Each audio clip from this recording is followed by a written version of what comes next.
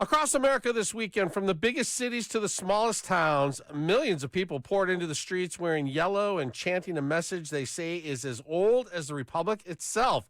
America has no kings.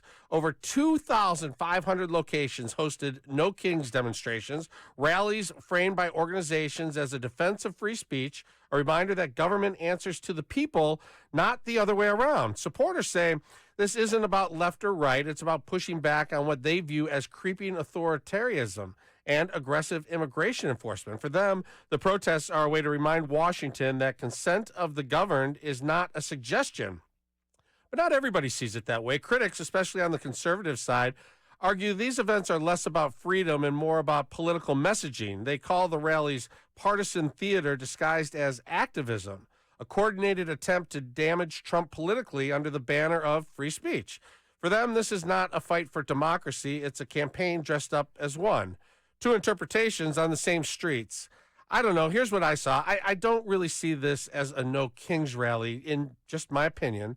I think it's more of a I don't like or I even hate Donald Trump rally. The people making signs and marching out there seem to be there because they dislike Donald Trump and they want him to go away.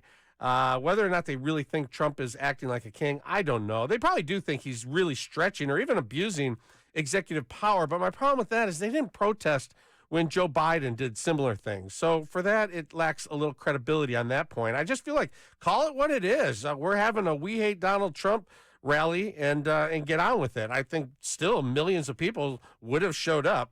But the important thing is that's in this country, you do not need permission to assemble. You do not need the government's blessing to stand in the streets and shout back at what you don't like. So call it what it is and protest away. This nation was born because men and women protested the abuse of power. That's a good thing. It was expanded and made better by people who marched, sat, chanted, boycotted, and refused to be silent. Peaceful protest is not a disruption of America. It's one of the few things that proves America is still working. So do it. Let's get out there. Let's protest and do it peacefully. That's what happened this weekend. For the most part, it was a peaceful protest. The people who were involved, I think, felt good about it. The people I saw on social media seemed happy that they had the ability to go out and do this.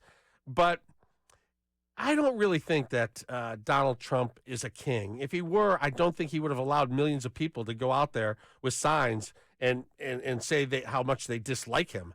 I think that if Donald Trump were king, the government would still be open. He wouldn't have allowed a shutdown, and he wouldn't have allowed people to march on the streets.